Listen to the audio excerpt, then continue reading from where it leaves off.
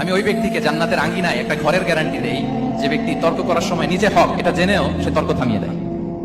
অনেক সময় হয় না, অনেকে পায়ে পাড়া দিয়ে ঝগড়া করতে আসে, এরকম আসলে নাই? আপনি চুপচাপ দেখবেন একটা বাজে কমেন্টস করতেছে, আবার কমেন্টের নিচে কমেন্ট, আবার গালি, হ্যাঁ আছে না এরকম? বিষ্ণু বলেন নিজে হক এটা জানার পরেও আর যাতে তর্ক না বাড়ে, যে তর্ক থামিয়ে দেয় জান্নাতের আঙ্গিনায়, তাকে আমি একটা ঘরের গ্যারান্টি দেই। ওবিবাইতিন ফি ওয়াসাতিল জান্নাতি লিমান তারাকাল কাযিবা ওয়া ইন কানা মাযিআন।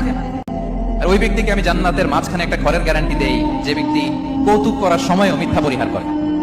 করতেছে কৌতুক, ফান করতেছে, আর ইজ কিডিং, ফান করে, কৌতুক করে, কিন্তু কৌতুকের সময়ও সে মিথ্যা বলে না। এই স্বভাব যাদের, তাদেরকে আমি জান্নাতের মাঝ বরাবর একটা ঘরের গ্যারান্টি দেই।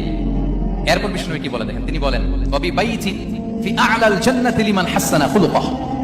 আর জান্নাতের একেবারে হাইস্ট পিক অফ প্যারাডাইস, জান্নাতের সর্বোচ্চ স্তরে আমি একটা ঘর বা একটা বাসভবনের গ্যারান্টি ওই ব্যক্তিকে দেই যে তার আচরণটা সুন্দর করেছে, যে সুন্দর আচরণের অধিকারী হয়েছে, তাকে জান্নাতের হাইস্ট পিকে আমি একটা বাসভবনের গ্যারান্টি দেই।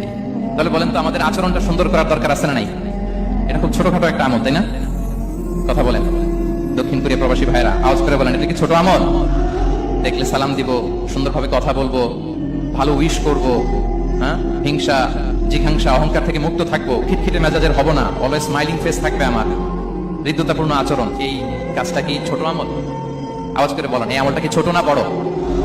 প্রিয় ভাইরা, বিষ্ণু ইসলাম সবার সাথে এরকম মাধুর্যতাপূর্ণ আচরণ করতেন, ছোট থেকে বড়, নারী থেকে পুরুষ, বন্ধু থেকে শত্রু, সবার সাথে সুন্দর আচরণ করতেন। এবং তার এই চমৎকার আচরণে মুগ্ধ হয়ে তার অনেক শত্রু মুহূর্তে তার বন্ধুতে পরিণত হয়েছে।